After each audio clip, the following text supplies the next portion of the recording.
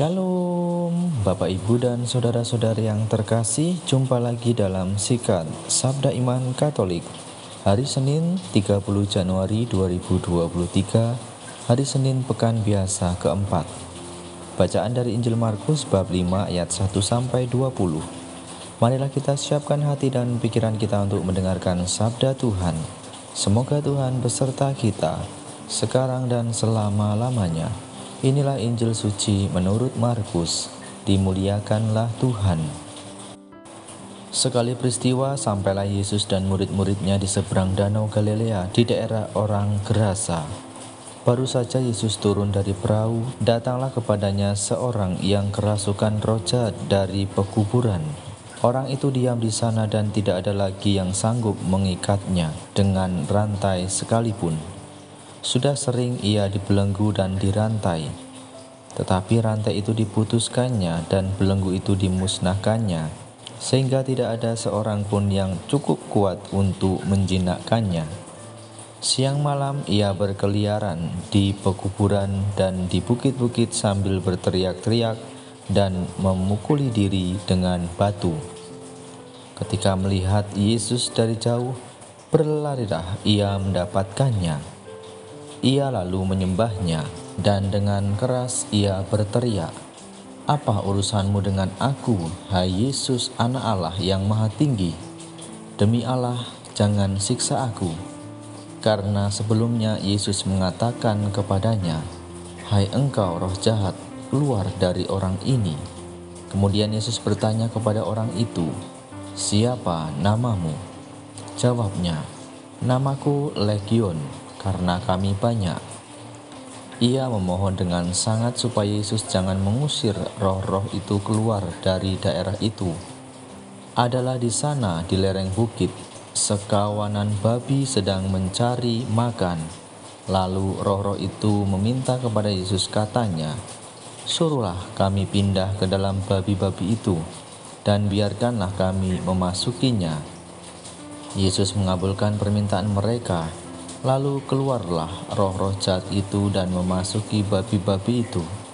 Maka kawanan babi yang kira-kira 2.000 jumlahnya itu terjun dari tepi jurang ke dalam danau dan mati lemas di dalamnya. Maka larilah penjaga-penjaga babi itu. Mereka menceritakan hal itu di kota dan di kampung-kampung sekitarnya. Lalu keluarlah orang untuk melihat apa yang telah terjadi. Mereka datang kepada Yesus dan melihat orang yang kerasukan itu duduk.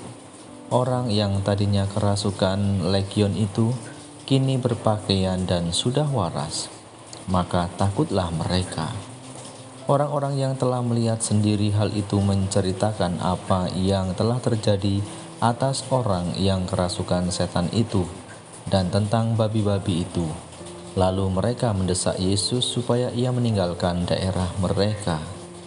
Pada waktu Yesus naik lagi ke dalam perahu, orang yang tadinya kerasukan setan itu meminta supaya ia diperkenankan menyertai Yesus. Tetapi Yesus tidak memperkenankannya.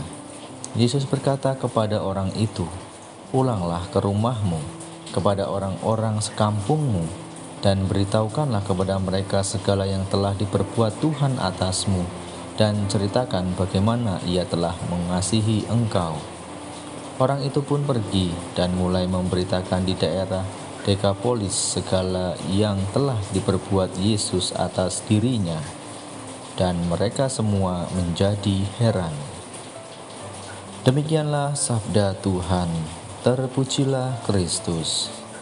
Bapak, Ibu, dan saudara-saudari yang terkasih, renungan hari ini akan dibawakan oleh Suster Maria Saveria FSGM dari Bandar Lampung. Selamat mendengarkan.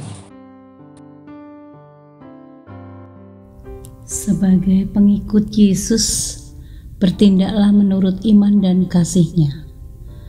Bapak, Ibu, dan saudara-saudara yang terkasih dalam Kristus, kalau membaca bacaan Injil hari ini mengenai kerasukan roh jahat, saya ingat pengalaman ketika bertugas di pedalaman Papua. Peristiwanya terjadi ketika menjelang maghrib ada keributan di asrama. Kami para suster berlari ke asrama dan ternyata ada satu anak asrama yang kerasukan roh orang yang sudah meninggal.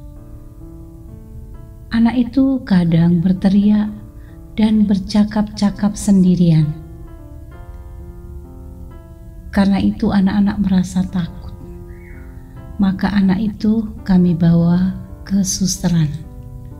Kami duduk mengelilingi anak itu sambil diberi minum teh panas. Siapa tahu sadar dan siuman. Ternyata tidak ada perubahan. Maka saya sebagai petugas pastoral bergegas mencari motor untuk pergi ke kota yang jaraknya 17 km. Mau mencari seorang pastor yang bisa mengusir roh jahat.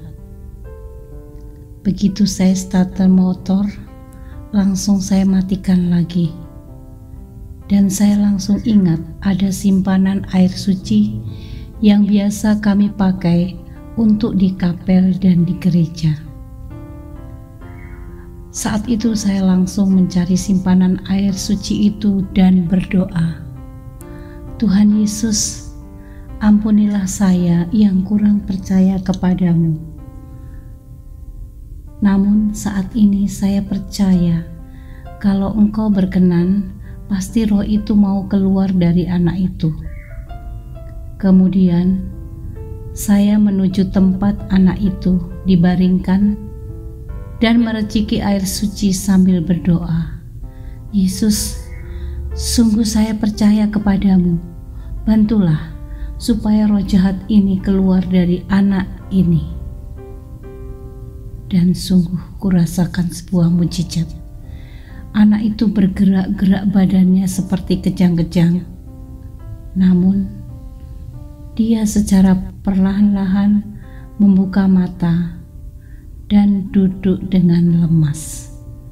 Setelah itu kami beri minum hangat dan dia bercerita kalau saudaranya yang sudah meninggal menemuinya. Bapak, Ibu, dan saudara-saudari yang terkasih dalam Kristus, dalam bacaan Injil yang baru kita dengarkan, Yesus tampil sebagai penyelamat dan pembebas. Roh-roh jahat yang membelenggu orang, sehingga orang yang kerasukan roh tidak bisa mengerjakan sesuatu untuk hidupnya. Ia berkeliaran di perkuburan. Orang tidak berani mendekat dan tidak sanggup untuk menolongnya. Siang malam ia berada di pekuburan. Ketika Yesus datang, roh jahat itu diusir oleh Yesus. Hai engkau roh jahat, keluarlah dari orang ini. Dan roh jahat itu keluar dari orang itu. Peristiwa itu mau mengajarkan kepada kita bahwa Yesus menghendaki agar manusia benar-benar sehat jiwa raga, supaya mampu hidup dalam terang Allah dan memancarkan imannya kepada sesama. Saudara-saudari yang terkasih dalam Kristus, marilah kita memperkokoh iman kepercayaan kita kepada Allah, Sang Penyelamat kita, membuka diri pada rahmat-Nya, agar mampu memberi kesaksian iman melalui hidup dan karya kita. Sebagai orang yang percaya kepada Yesus, kita diajak untuk sungguh-sungguh memancarkan kasih dalam terang iman yang menyelamatkan bagi sesama. Marilah kita memohon kepada Tuhan agar Dia memberi iman yang kuat, pengharapan yang teguh, dan kasih yang sempurna, agar kita dapat menjadi pewarta dan saksi kasih-Nya kepada orang-orang yang kita jumpai dan kita layani. Marilah kita berdoa.